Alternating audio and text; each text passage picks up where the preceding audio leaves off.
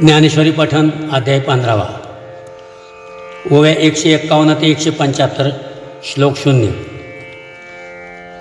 स्त्री पुरुष नपुसके हे व्यक्तिभेदांचे टके आंदोळती अंगिके विकार भारे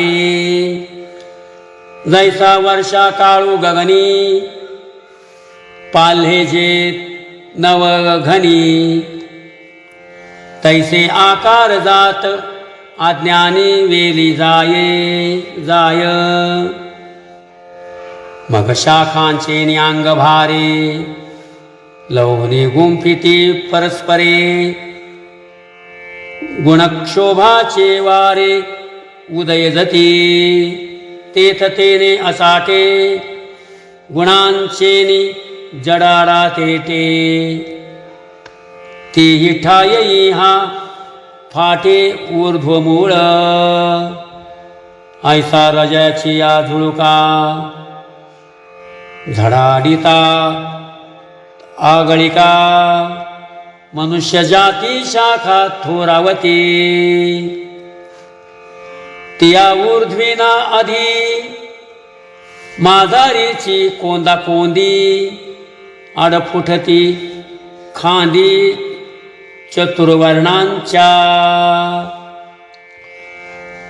तेत विधी निषेध सपल्लव वेदवाक्यांचे अभिनव पालव डोलती बरव निचनवे आर्थू काम पसरे आग्रवने घेती ठारे तेथ क्षणिके पदांतरे यह भोगाची तेथ प्रवृत्तीचे वृद्धी लोभे खाकर जती शुभाशुभे नाना कर्मांचे खांबे नेणो किती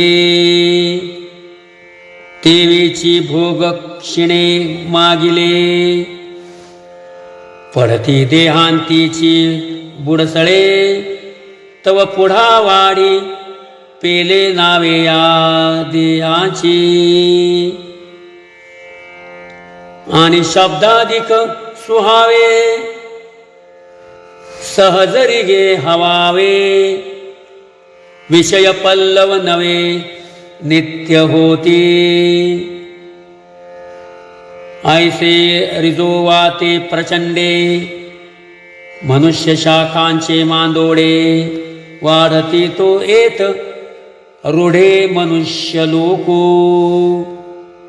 तैसाशी तो रजाचा वारा नावेक धरी ओवसरा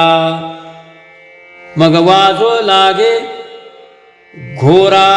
तमाचा तो ते धवा तयाची या मनुष्य शाखा निचवासना आधी देखा पाल्हे जती डहाळिका कुकर्माची या अप्रवृत्तीचे खणवाळे कोंभ निगती सरळे घेत पान पालव डाळे प्रमादाची बोलती निषेधोन नियमे जियारुचा यजू सामे तो पाला तया गुमे टके यावरी प्रतिपादिती अभिचार आदिक जे परमार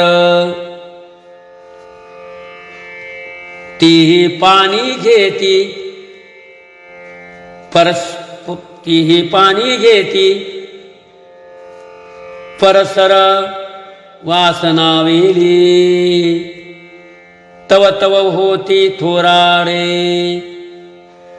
अकर्मांची फळबुडे आणि जन्म शाखा पुढे पुढे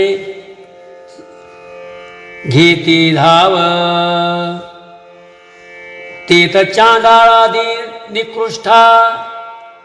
दोष जाताचा थोर फाटा जाळ पडे कर्मभ्रष्टा भुलोनिया पशु पक्षी सुकर व्याघ्रवृश्चिक विकार हे आडशाखा प्रकार पैसू घेते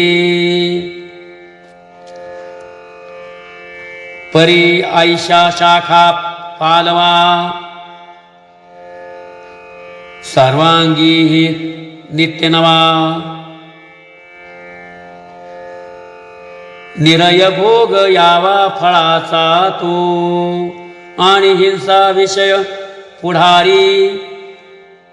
कुकर्म संग धुरधुरी जन्मवरी आगारी वाढतीची असे ऐसे होती तरुतृण लोहलोष्ट पाषाण या खांदिया ते विधान फळे येची अर्जुनागा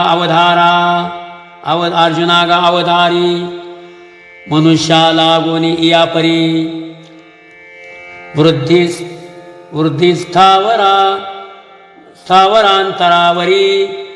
अधोशाखांची म्हणून जी मनुष्य डाळे